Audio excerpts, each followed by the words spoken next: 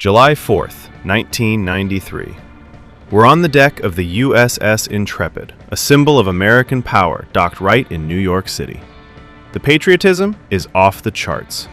In a wrestling ring, the colossal WWF champion Yokozuna stands like a mountain.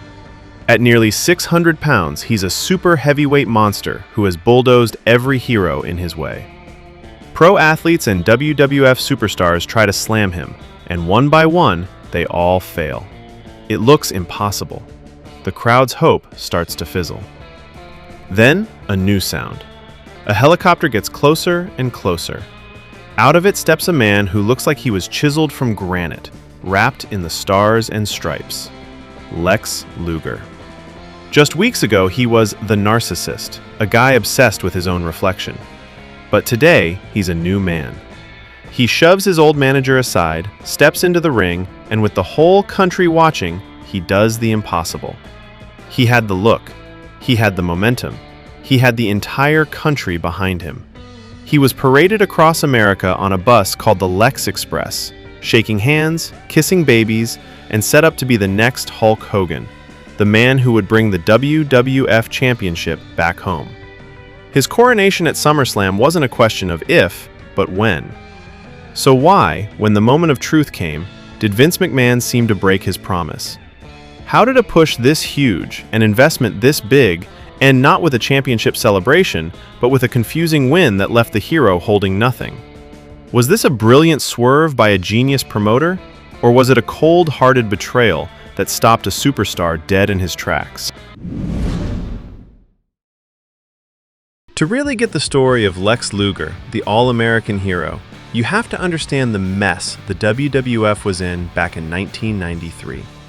Hulk Hogan, the superhero who built Vince McMahon's empire, was gone. For almost a decade, the formula was simple. A villain, usually from another country, would pop up, and Hulk Hogan, fueled by his Hulkamaniacs, would beat him and save the day. It was a formula that made the WWF a global giant. But now, the red and yellow had left the building. Hogan's exit to Hollywood, and eventually to rival WCW, left a black hole at the top of the company. Vince McMahon, a man known for his love of chiseled physiques, was desperately searching for his next living, breathing action figure. He had talent, sure. Bret the Hitman Hart was a genius in the ring, but he didn't have the cartoonish, 24-inch pythons Vince saw as the mark of a top star. The Undertaker was a massive attraction, but his dark, spooky character wasn't exactly right for the flag-waving, baby-kissing role. And that's when Lawrence Fole, better known as Lex Luger, walked into the picture. He didn't arrive as a hero, but as the exact opposite. Debuting as the narcissist, Luger was a cocky, preening villain. His whole gimmick was literally just posing in front of a mirror before his matches, admiring his own body. He was arrogant, and audiences loved to hate him because he was so good at it. The narcissist character had a surgically implanted steel plate in his forearm, which made his running forearm smash a devastating, illegal weapon. He was a bad guy through and through. Yet, in the mind of Vince McMahon, this perfect villain was the solution to his biggest problem. Vince looked past the sneer and the mirrors and saw what he always wanted: the look. A physique that some said was even more impressive than Hogan's. Vince believed that with the right story and the full power of the WWF machine, he could turn this narcissist into the ultimate American hero. It was a massive gamble, a creative U-turn so sharp it defied all wrestling logic. To turn the narcissist into the all-American, they needed a big moment. Something so spectacular it would instantly make everyone forget Luger's villainous past. Vince McMahon found that moment on the 4th of July, on the deck of the USS Intrepid. The Stars and Stripes challenge was a masterpiece of wrestling theater. Yokozuna, the unstoppable WWF champion, made an open challenge to any American athlete to try and body slam him. The story was simple. The mighty foreign champion standing defiant on a symbol of American military might. One by one, athletes and wrestlers tried and failed. The nearly 600-pound champion couldn't be moved. The message was clear: America wasn't strong enough. Just as hope was fading, the sound of a helicopter cut through the New York air. When Lex Luger emerged in red, white, and blue, the crowd was shocked. This was the narcissist, a guy who had shown nothing but disdain for the fans. As he walked to the ring, his manager, Bobby the Brain Heenan, tried to greet him, but Luger shoved him away, a clear sign that he had changed. What happened next is one of the most iconic moments of the 90s. Luger got in the ring, and in a stunning display of power, he lifted the massive Yokozuna and slammed him to the mat. The Intrepid erupted. Confetti flew, fireworks went off, and other wrestlers hoisted Luger onto their shoulders. In one perfect moment, Vince McMahon had his new hero. Luger later recalled Vince telling him, "Lex, trust me, the people are going to love it." And he was right. Luger later revealed how much pressure he was under. The WWF didn't let him practice the slam beforehand out of concern for Yokozuna's safety. He was going in cold, wearing cowboy boots that weren't great for footing. It was actually the agile Yokozuna, whom Luger called the Dancing Bear, who calmed him down and helped make the slam look so easy. The moment was a huge success, the perfect launch for the new face of the company. But the slam was just the beginning of one of the most ambitious promotional campaigns in wrestling history. With his new American hero ready to go, Vince McMahon didn't just want to push Lex Luger, he wanted to make him a part of America's identity. The solution was something wrestling had never seen before: the Lex Express. It was a tour bus, decked out in red, white, and blue, that became Luger's rolling headquarters as he set off on a cross-country call-to-action campaign. For 6 weeks, Luger traveled America, not like a wrestler, but like a presidential candidate. The whole thing was perfectly planned out. WWF cameras followed his every move for vignettes that aired constantly. They showed Luger on the bus, meeting the real folk of America. He was seen signing autographs, posing with families, visiting kids in hospitals, and, in a classic move right out of a politician's playbook, kissing babies. The message was clear. Lex Luger wasn't just a wrestler, he was one of you. He was your champion. This was a huge investment. The bus was a moving billboard for Luger's patriotic quest, a constant reminder of his journey to bring the WWF Championship home. The tour hit cities from Baltimore to Chicago, getting local media coverage at every stop. He even appeared on mainstream talk shows like Regis and Kathy Lee. The WWF was spending a ton of money and TV time to convince the audience that Luger was their guy. But behind the scenes, there were whispers that it wasn't a perfect fit. Bruce Pritchard, a key creative figure at the time, said that Luger wasn't a natural people person and that all the public appearances were draining for him. Luger himself later admitted he wasn't used to it. He was much more comfortable playing the arrogant heel. Now he was being asked to be the next Hulk Hogan, a role that didn't come as naturally to him. Still, on the surface, the campaign was a huge success. The crowds at his appearances were big and excited, and the TV segments made it look like he was loving his new role. The Lex Express tour was building a massive wave of momentum, all heading to one place: SummerSlam 1993 at the Palace of Auburn Hills in Michigan. The WWF had put everything they had into this campaign. The promise was shouted from the rooftops. After all the rallies and media spots, the story could only end one way: Lex Luger beating Yokozuna for the WWF Championship. Anything else was unthinkable. The energy at SummerSlam 1993 was off the charts. The entire 6-week journey of the Lex Express had led to this one night. The main event was Lex Luger versus Yokozuna for the WWF title. But this wasn't just any match. Yokozuna's manager, Jim Cornette, had put a clever clause in the contract. This was Lex Luger's one and only shot at the title. It was now or never. The match itself was a classic David versus Goliath story, if David was also a world-class bodybuilder. Luger used his speed to try and wear down the massive champion, while Yokozuna used his raw power to dominate. The crowd was on the edge of their seats, conditioned for weeks to believe this was the climax of a great American story. As the match hit its peak, Luger made a heroic comeback. He finally got Yokozuna off his feet and hit him with his signature running forearm smash. The same steel-plated forearm that was once a villain's weapon was now being used for justice. The impact was huge. Yokozuna stumbled out of the ring and collapsed on the floor. He couldn't get up, and the referee counted him out. Lex Luger had won the match. The arena went wild. The celebration the WWF had been building for months kicked off immediately. Balloons and confetti fell from the ceiling. Other wrestlers stormed the ring to lift their new hero onto their shoulders. The music swelled, and Luger celebrated like he'd just won the Super Bowl. But there was one huge problem. He didn't win the championship.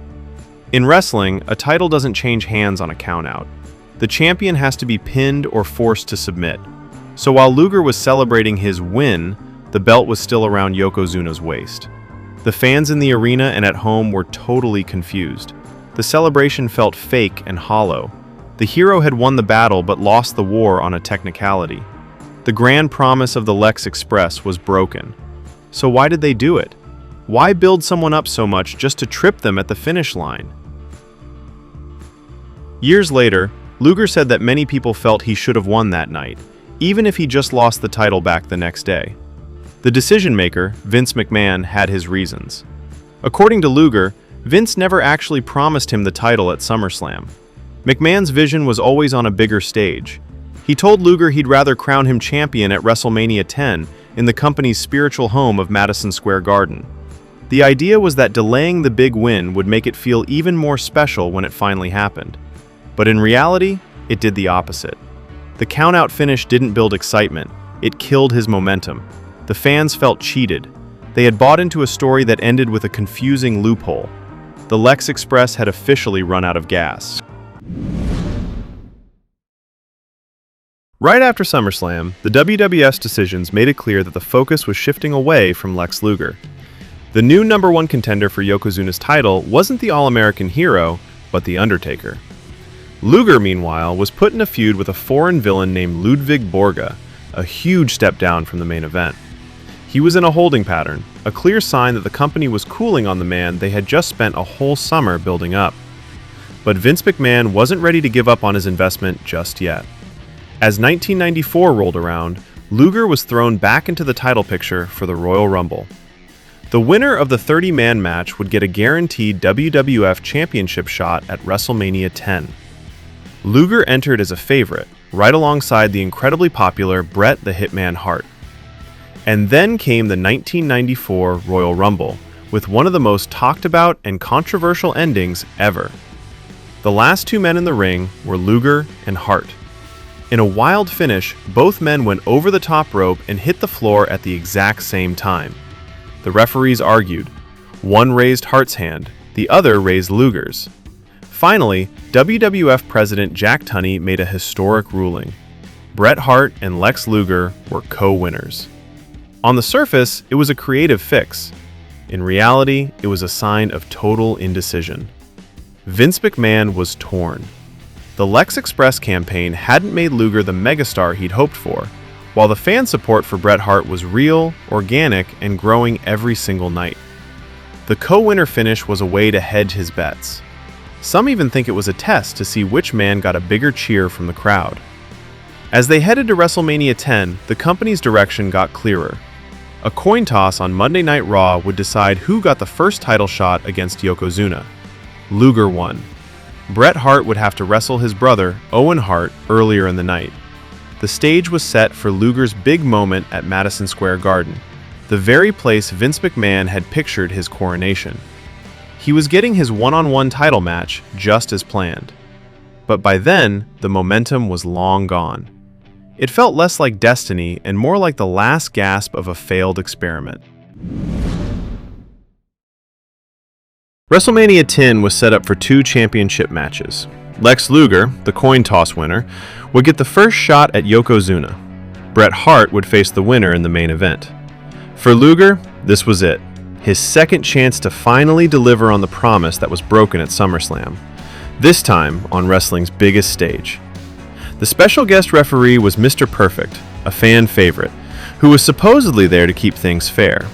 But as the match went on, Luger got fed up with Yokozuna's managers, Jim Cornette and Mr. Fuji. After getting physical with them, Luger got into an argument with Mr. Perfect. In a moment of frustration, Luger shoved the referee. Mr. Perfect immediately disqualified him. For the second time in a major pay-per-view, Luger had beaten the champion but failed to win the title. The dream was over. Later that night, Bret Hart, who had already lost a grueling classic to his brother Owen, limped to the ring to face a fresh Yokozuna. In a truly cathartic moment, Hart overcame the odds and pinned the massive champion to become the new face of the WWF. The crowd's reaction was deafening. It was a real, heartfelt celebration for a hero they had chosen themselves, not one that was manufactured for them. The company had made its choice, and it wasn't Lex Luger. For years, a rumor floated around that Luger was supposed to win the title, but spoiled the result in a bar the night before, causing an angry Vince McMahon to change the finish. Luger himself has repeatedly and strongly denied this, calling it absolute fake news. In fact, Luger says Vince McMahon never promised him the championship at all, and even told him in advance that he wouldn't be winning at WrestleMania so his family wouldn't be disappointed. The truth was much more complicated than one mistake. The decision to go with Bret Hart was a business one. Hart's popularity was undeniable, and there were rumors that other wrestlers had threatened to leave if the less popular Luger was given the title. Vince McMahon, always a pragmatist, saw the writing on the wall. The grand American hero experiment just hadn't connected with the audience like Hogan or even Hart. The machine had been put behind him, but as McMahon himself would later say, Lex was okay, but nowhere near Hulk Hogan. At WrestleMania X, the betrayal wasn't a last-minute decision. It was the final answer to a question the company had been wrestling with for months. The Lex Luger era was over before it ever really started. After WrestleMania X, Luger's career in the WWF went into a nosedive. The main event push was gone. He was stuck in a mid-card feud with his old tag team partner, Tatanka. While he was still on TV, the aura of a top star had vanished. The company's focus was now on Bret Hart as champion, and soon a new powerhouse named Diesel would emerge as the next chosen one, leapfrogging Luger completely. Luger eventually formed a tag team with the British Bulldog called the Allied Powers, a respectable spot, but a far cry from being the heir to Hulkamania. For over a year, Luger was just treading water. Then, on September 4th, 1995, everything changed. In one of the most shocking moments in wrestling history, Lex Luger appeared live on the very first episode of WCW's new show, Monday Nitro. It completely blew up the wrestling world. Luger had wrestled for the WWF just the night before. Nobody, not the fans, not the commentators, not even most of the wrestlers in WCW, knew he was coming. Arn Anderson said the move was a total surprise, made possible because Luger's WWF contract had apparently expired without the usual 90-day no-compete clause. Walking out during a match between Sting and Ric Flair, Luger instantly made a statement, saying he was tired of playing with kids and wanted to be where the big boys play, a direct shot at the WWF. It was a huge win for WCW and the first major shot fired in what would become the Monday Night Wars.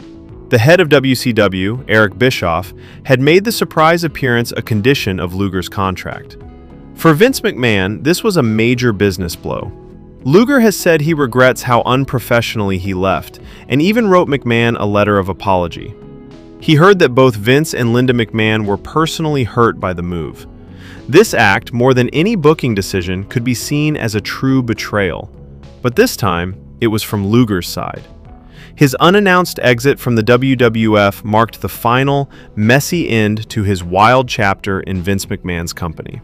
So, back to the big question. Was Lex Luger the victim of Vince McMahon's biggest betrayal? When you look at all the evidence, the answer isn't a simple yes or no.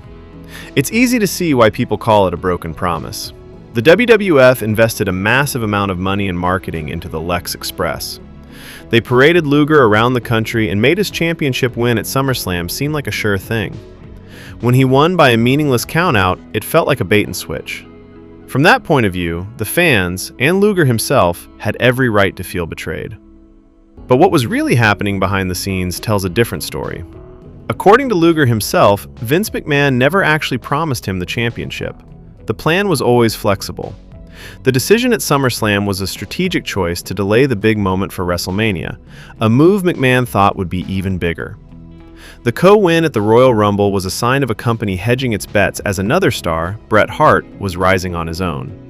And the final loss at WrestleMania X was the logical end to an experiment that just didn't work as planned. The audience's connection to Luger felt manufactured, while their love for Bret Hart was real. In the end, Vince McMahon, the pragmatist, chose the sure thing over his own creation. The story of Lex Luger's failed WWF title chase isn't really one of betrayal. It's a story of business.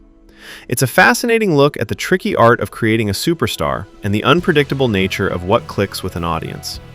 Vince McMahon gambled that he could create another Hulk Hogan through sheer force of will and marketing. He was wrong.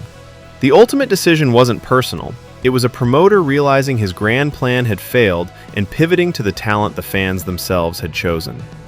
The real betrayal, maybe, wasn't a title that was denied, but a promise of superstardom that the man in red, white, and blue could never quite deliver. What do you think? Was Lex Luger robbed of the WWF Championship, or did Vince McMahon make the right call by going with Bret Hart? Let us know your thoughts in the comments below, and if you enjoyed this look back at wrestling history, make sure to subscribe for more deep dives into the stories that shape the world of sports entertainment.